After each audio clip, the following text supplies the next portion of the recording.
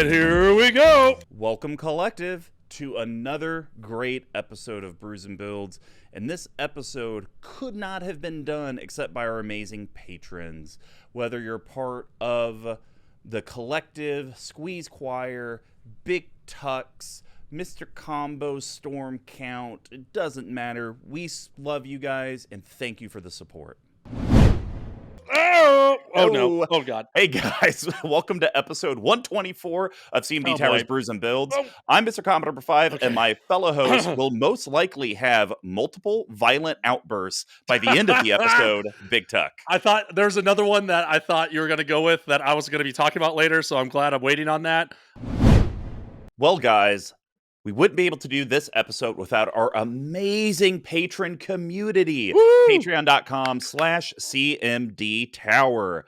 We have been retooling some of the tiers. We're actually going to be piloting being on Twitch later this month. So we've actually shifted because it seems like you guys want more content opposed to gimmicky things. So we've actually discontinued the RK Post token reward. And now we're going to shift those funds over to hopefully enhance that Twitch experience, the YouTube gameplay experience. Even Tuck and I were texting about this.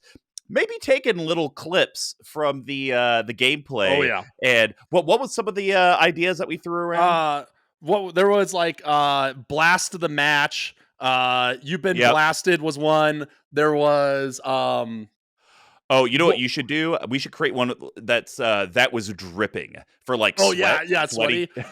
Or wasn't there one that was like there's some like play of the game that was like that, right? Or like massive screw ups, those sort of things. Yeah, so I think So we'll be coming out with lots of shorts like that based out of those gameplays. So, this money will kind of help go to fund that. But seriously, we love our patrons from $1 a month up to $25 a month. We have 4 different tiers. Go on there, pick the one that you're comfortable with. And definitely if it's like, hey, I can only afford to be in the Discord and get some of the soft value stuff. But hey, you got a new job? You can go in, increase it to the 5, the 15, or the 25. Get more swag, support the team more, and have opportunities to actually be on the channel. It's pretty exciting stuff. And we have a great referral program. So if you're already a member, refer your friends, your frenemies, your collective, and make sure they message us on Patreon when they join. And just let us know which collective member did it. And we're going to be sending you something for free in the mail. And the best one that we came up with, this is a Mr. Combo, hot soup, more like hot garbage. Yes. Now, of course, if you guys want to get our amazing swag, you've probably seen our foil playmats on streams, head over to cmdtower.com/merch. We do have our Holiday Jund sweater on there. We do have our amazing foil playmats, our sleeves, our tokens, our coins, the whole kit and caboodle. You should go check it out. There's redacted bits that contractually obligated we are not allowed to speak to. But of course, the free way to share the content you're watching and listening to is just do that, because every little bit of interaction from the collective does help. Now, we do have a very, very exciting partnership that we're kind of looking into and testing out. You've heard myself and others talk about these amazing playtest cards that we've used in the past, especially the Brews and Builds Game of Thrones episode. I think that was lost episode number 1 from January 2021, if I believe that's correct. Yeah, I think that's right. And they wanted to extend an exclusive stackable discount to our community. So head over to abysscardshop.com and use the code CMD Tower. And I believe he offers 10% off whenever you use CMD Tower, but he also offers 10% off whenever you spend $30 or more. So that's like 20% off or some other more accurate fraction that I'm not smart enough to do on the fly. And whenever you do, not only you're getting a high quality playtest card, but you're also supporting our channel. And that really is going to go a long way. So if you already own a copy of a card, if you're trying to figure out if a deck will work before you spend the money, go spend $3, $4 and get a card and use your discount. Support the community, support CMD Tower. So Brews and Builds is our deck tech series. Since we conquered the path to 32, the 12 themes of EDH decks, we've moved on to a classic brew from day one Brews and Builds with a traditional episode. And we describe the brewing of decks similar to how beer is brewed.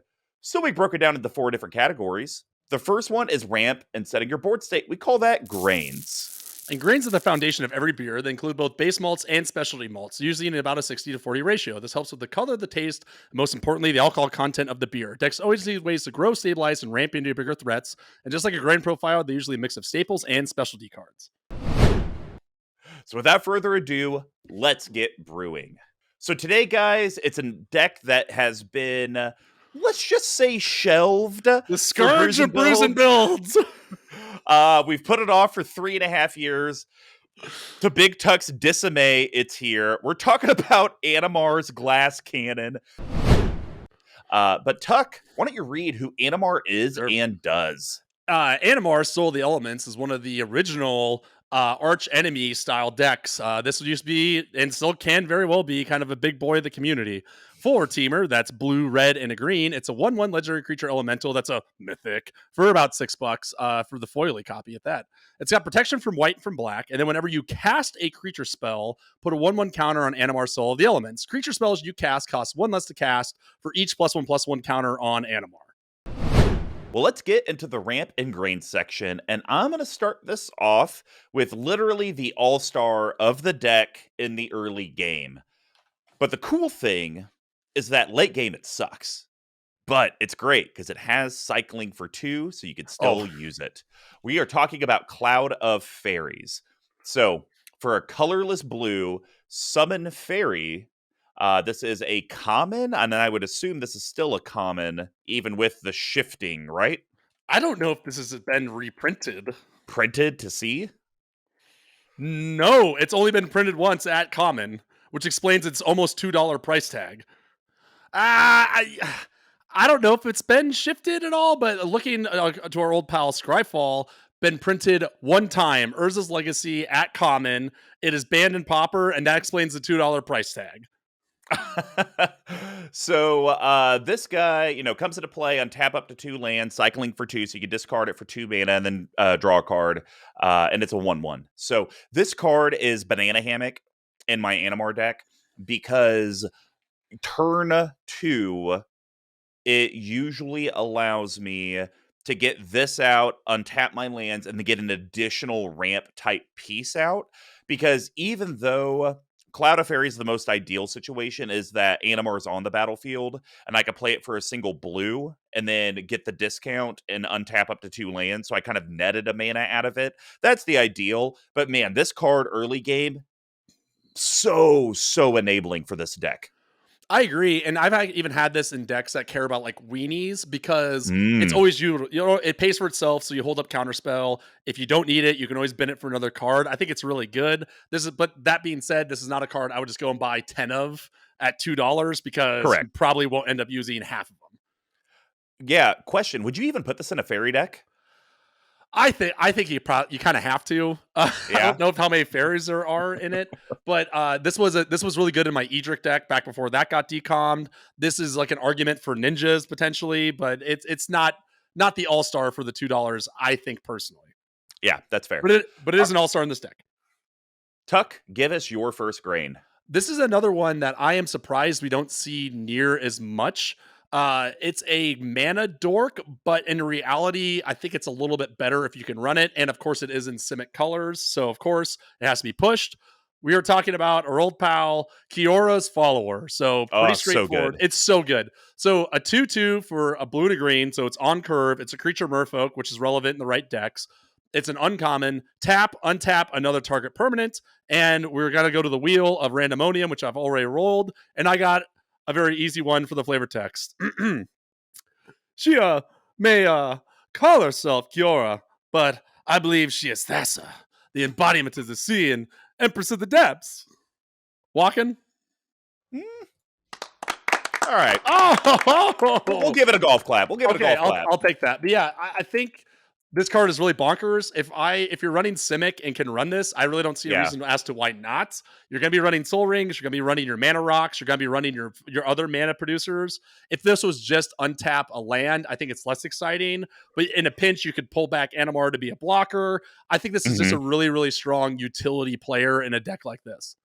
The only catch to Kiora's Follower, it is the first card to be cut once I identify a card that is a color with colorless. So then that way it's actually getting the advantage with Animar, because right now, Keeler's Faller, you have to have the green and blue, Yeah. and there is no other discount. I would almost rather it be 3 in Simic, untap another target permanent, and then maybe it's like a 6/6 or a 5/5. Sure. And then it's like, okay, well, it's like overcosted, but with Animar, it's still going to cost that. At least I get a big boy out of it.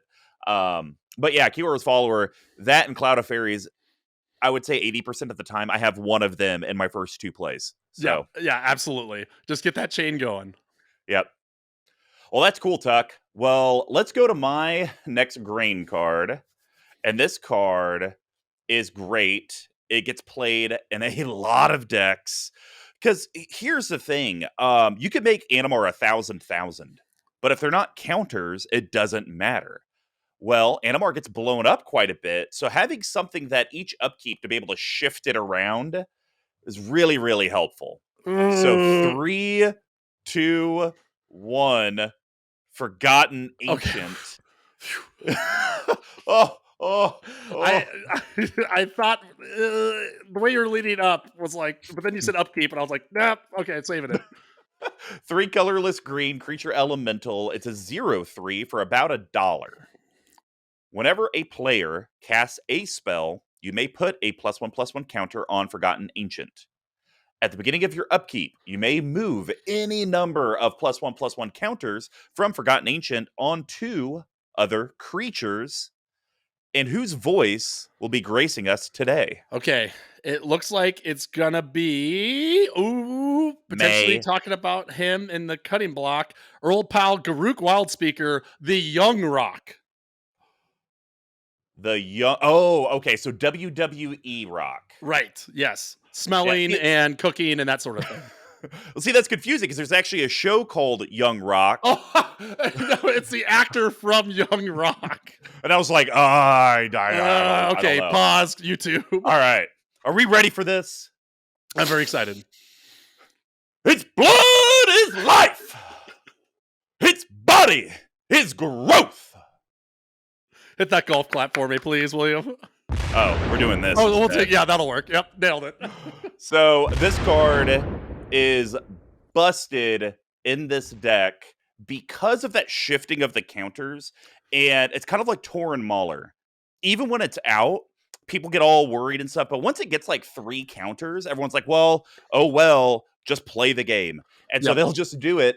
And the great thing about Forgotten Ancient, and it's weird, it's kind of that rattlesnake effect to where you have 2 cards on the field, and it's like, well, I could deal with the one that's actually the issue, but then when they recast it, it's just going to become the issue again. So do I have to waste 2 removal spells, one on Forgotten Ancient and then the other on Animar? Or do I just go for Animar and then Forgotten Ancient can maybe do it again? It's a very weird situation. It's such a good bait, and I think you have the good point too, where when you play this on turn 4, people are going to still be playing mana rocks, growth things, going to be casting their commander, and by the time it gets to yours, it's going to be a 4/3, or no, it's going to be much bigger than that, a 4/7, right? So then you play your Animar, and it's going to force them to have to make that decision, right? I do think this card is really good in this deck. I think it's really good in any deck that cares about +1/+1 counters, including my budget build deck. I made it in there because if this card was $4, yeah, okay, fine, whatever. It's 88 cents. This card does so much work for that budget and for the mana cost. Completely agree. All right, Tuck, what's your second grain? Okay, so when I thought you were talking about counters, this was a really cute one. I really like this one in here because you're going to increase the effectiveness of this deck. Increase the effectiveness of the deck with increasing Savagery. So 2 colorless and a double green, for a sorcery. It's a rare for 59 cents. Put 5 1/1 counters on target creature. If it was cast from a graveyard, put 10 1/1 counters on that creature instead, and has a flashback of 5 colorless, double green. So you're just immediately pumping Animar up to a 7/7, 6/6 with pro. That makes everything else cost 5 lefts. I think that there's probably people who build a deck like this where they don't think that Animar is going to be their only way of reduction, right? So they're Yeah, going to run things where it's creatures cost one less to cast, Cloudstone Curio, and that, or not Cloudstone Curio, Cloud Key, and that sort of thing to reduce sure. creatures. But with this card, you don't need those anymore, right? This is way more proactive. I think a big thing that people forget is Animar can get big, and there's going to be Yeah. someone at the table who only has black or only has white creatures or is only playing Orzhov, and you're going to be able to slap them for pounds of time, pounds of things, and they're going to have to be scrambling, making political decisions that are going to be biting them in the ass while they're trying to stem the bleeding from this growing commander that really costs very little to bring them back out again. Yeah, I agree. I really actually look at increasing Savagery with an Animar deck this simply. It's 4 mana for a 5 colorless reduction on every spell I do.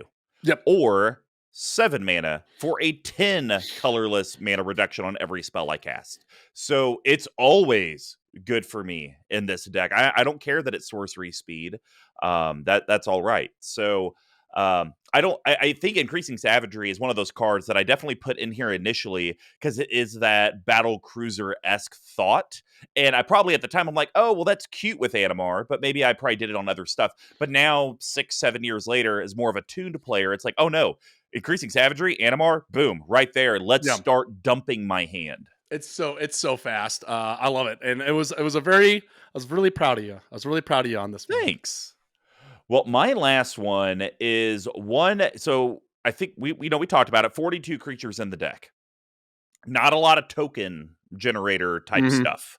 So with Animar, I have a lot of different combos in here, ways to get stuff back to hand, to recast it. I got blinking type of effects. And this card allows me to draw a card for a non-token creature entering the battlefield. But the thing I love about it is that it's a May effect. We're talking Soul of the Harvest. Usually, I'm not into these card draw things, but this being repeatable and controllable, I'm here for it. So, 4 colorless green, or let's be frank, it's going to cost me green, because he will be mid to late game. Creature elemental 6/6. Trample. Whenever another non-token creature you control enters the battlefield, you may draw a card, and unfortunately, there is a paragraph I have to read. Woo, keep going. Yes, okay, cool. We have our old pal, Talara, Elvish Safe Right, and you lucked out, you SOB, Pikachu. Yes! Thank God. Pika, Pika, Pika, Pikachu, Pika. Yeah, sure. Oh, there right. you go. So, I sometimes when it's a creature entering the battlefield draw a card, it's not a May effect. Like, they have other ones where it's like you have to pay 1 and then you get to do it. But for the most part, it's not a May effect, or it's a cast effect. Whenever you cast a creature, you get to draw a card. Zendikar Resurgent, for example. So, Soul of the Harvest, I'm a big fan of because I could sit there and do some of my hops and yeast and spice package stuff and just draw a card, draw a card, draw a card, draw a card. You know what? I think I'm good for now. I'll stop, but I'm going to keep doing my loop. It just gives me that flexibility. Exactly. You're going to be paying this late game. It can punch face in and of its own stuff. I think this is a card that people overlook a lot, and I think it's a card that we should be seeing a lot more play, especially in mono green creature decks. This is just going to get out quick and get out drawing your cards. And for only $1. Yes, exactly. All right, Tuck, round out the grain section. Okay, so this is going to bring up another discussion, which we'll get to in just a second, but I'll just get right into it. This is one of the most efficient ways to put counters onto Animar because it does it all by itself for 1 blue mana. Shrieking Drake, what a bonkers card. So 1 blue mana for a 1/1 flying summon Drake from Visions for 84 cents. When it comes into play, return a creature you control to its owner's hand. Let me rephrase that. When this comes into play, return Shrieking Drake back to its owner's hand. And there is some flavor text here read by Old Pal Teferi, which, if I remember correctly, goes a little something like this. Karavac believes the Drake's cries heralded his victory, mother effer. In truth, they were loud for his impending demise. Wait, hold on. I got another one. Just blew you up. I blew you up. I know. Hold on. Haven't you seen my movies? Juice? That was a good one. For 80, this card at some point was like $5. And for 84 cents, it's completely bonkers. This is where I want to ask you, when I looked at this card, Chulane, Animar, similar decks to some extent, right? They Okay. really care about creatures entering the battlefield and leaving. Do you think we talked about Temur this being red? Do you think that Chulane having access to white makes it a more versatile commander and less glass cannony with these same sort of builds? No, because they're different. Okay, Animar actually cares about casting. sure, She only cares about enter the battlefield. right, So I think that's the difference. Is like a Chew Lane is easier to do, and with white does blinking left and right. right, right, Red right, doesn't really do that. Red doesn't really do bouncing creatures back to hand. So really, the red doesn't really do anything for Animar. I mean, if you really think about it, like what does red really give an Animar deck? It really just gives it access to the Gruul stuff that may Oh, be right, good, right, right, yeah, but I feel like white and Chulane really helps Chulane. It really helps identify the deck. It gives it an right. identity. Yeah, totally agree. But yeah, Streaking Drake, very good as it turns out. All right. Well, we're going to wrap up the ramp and grain section.